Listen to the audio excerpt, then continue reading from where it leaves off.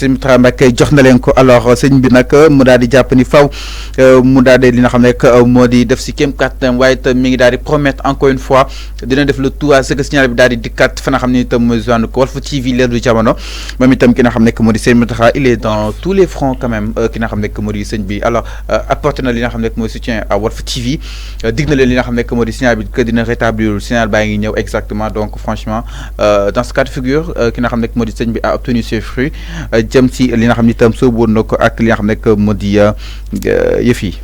Le cas de Walfadjri inquiète tout le monde. Suñu nekkoon ci un pays boo xamante ne liberté de presse wala presse daf fi am doole. duñ njëkkee ci sëñ bi. sëñ bi peut-être ça sera la troisième personne wala leneen ak leneen. seen fàllu Sénégal mooy dëkk boo xamante ne la presse. jubóowuñu dañuy toog di bel di ne non solidarité comment dirais-je entre les journalistes. ku nekk di dugal sa morom non c'est-à-dire que Walfadjri mooy dund lii nii suba kan la xamuñu.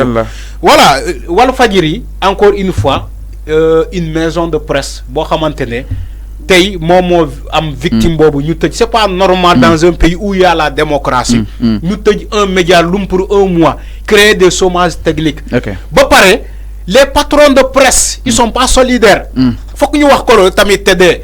Walfadjri, est-ce que Cheikh Niass gis nga fi ay mouvement, c'est-à-dire que Walfadjri aussi fait partie dans une corporation. Ñu ci doon xaar aussi ñu ci doon xaar les patrons de presse ñu solidariser converger autour de Cheikh Niass. Cheikh Niass, c'est-à-dire que buñ defoon lolu wallahi alzim Walfadjri duñ ko tëj un mois, do am 24 heures dañ koy tijji. Maintenant bu fekkee ñoom bu fekkee ñoom Serigne Fallou dañuy naxante dina non solidarité combien de mouvements ñoo am Sénégal. L'association de la presse sportive. L'association des reportages des jeunes reporters. L'association des patrons de presse. Tout ça c'est la presse le correct. Le correct surtout. Bamba Kassé tout ça mais kenn gisul communication laa la wax communication génnewuñu ko presse. Non mais Synpics pour se solidariser autour de Walfadjri au nom de quoi. nañu bàyyi naxante bi masla bi. au nom de quoi lu mu comprendre presse dans ci dëkk may mooma daaneel foofu ci dëkk bu mel ni Sénégal boo xamante ne dem na ba jël fii place bu baax ci la presse au niveau Afrique et mondial ba ñëpp Sénégal doon modèle ci presse ci yeneen ay dëkk tey boo xoolee Sénégal dafa reculer si ginnaaw tu sais pourquoi la presse a été achetée. C'est ça le problème. Mais li mu mënul comprendre Arfan li mu mënul comprendre mooy médecin yi képp ku jàpp seen ñooñ 24 heures. mais loolu la libéré parce que moo tay médecin yi dañuy jug boycotté ñoom dañoo solidaire. déglu ma Arfan jàngalekat yi aussi la même chose mais le pourquoi ñun suñu laalee journalistes yi am ñoo xam ne sax au contraire dañ si réjouir tellement que ni yëf yi kenn mënu koo comprendre maanaam solidarité boobu am suñu biir moo amul exactement cette solidarité corporelle entre li nga xam ne moo di les journalistes et je pense que suñu tëjoon li nga xam ne mooy Walfadjri tous les journalistes wala comme toute la presse ñu boycotté li nga xam ne moo di les activités ak ña ko tëj seen ay activités ñu boycotté leen je pense que duñu mën a exhiber situation exactement et que su ñu tey ba tey ñu mën a toog fu mu toog Moussa Bocar Thiam tëj signal Walfadjri te Babacar Diagne yëgul te waa RTP yëguñu donc fan lañ jëm donc à tout moment man je pense que Walfadjri est-ce que nekkul benn risque su ñoom si élection présidentielle 2024 yi. man cette question qu'on se pose alors le pourquoi décrier li nga xam ne moo di ligne éditoriale bu Walfadjri. ligne éditoriale bu Walfadjri a toujours été constante quoi qu'on puisse dire nii la yàgg musa mel mais nag soo nekkee si pouvoir dina la arranger soo yéegee si nguur du la arranger Ousmane Sonko su ñu nekk exemple nekk 2024 président. Mais ligne éditoriale boo Walfadjri dootu ko arrangé di c'est que tamit ku nekk si ligne éditoriale ñëpp mënuñu ànd nekk ak benn say pensée unique amul fenn média bi dañuy ànd ak yow de la titre li nga bëgg de la waxal li nga bëgg mais benn média bi aussi day dem au delà jëm si nga xam ne que moo di la préoccupation de la population même Walfadjri sax c'est un média à encourager parce que dina may état central pour mu xam exactement jafe-jafe askan wi parce que mooy dem si àll ba di gis fu amul teen mu wane ko mooy dem si àll ba village bu bëri tey xam ne ko c'est grâce à Walf là aussi dafa nekk benn cri de cœur boo xam ne mu koy daal di amal allant dans ce sens donc du yoon ñu koy tëj et que da nga koy décrier allant dans ce sens ni xaar li nga xam ne que moo di le ministre de la communication mu daal di di lu nu mel dégg naa aussi si parabole bi rek la mu ko daal di li nga xam ne que moo di peut-être indiwaatee mais ñi xarit fii daal di li nga xam ne que moo di peut-être généraliser fii ak 1 mois dafa métti Walfadjri groupe bu ndaw Walfadjri koo xam dina liggéey 60 millions par mois donc là soo liggéey mënoo fay say salaire et que Cheikh Niass a été très clair que mënuma fay salaire mais là aussi da ngay comprendre parce que liggéeyul. ma ne encore une fois ma ne solidarité bi ngay wax ni au niveau de la presse amul. Je réitère mes mots solidarité au niveau de la presse amul ñaata journalistes lañ tëj. est-ce que gis nga fi marche des journalistes Walfadjri kese moo defu marche organiser ko ci buntoom. est-ce que gis nga fi marche des journalistes. je te pose la question xam nga yow yaa ngi doon wax médecins yi dañuy solidaire. enseignants yi dañuy solidaire mais Walfadjri les journalistes c'est une corporation comme magistrat yi. mais solidarité boobu bi nga wax amul au niveau de la presse. ay naafek kese ay naafek laa la wax ñoo nekk au niveau de la presse. bu leen arrangé ñu yuuxu wàllu. bu ñu leen arrangé wulee wala bu fekkee beneen média lañ tëj boo xam te ne un concurrent direct de nous. ñun ñu noppi.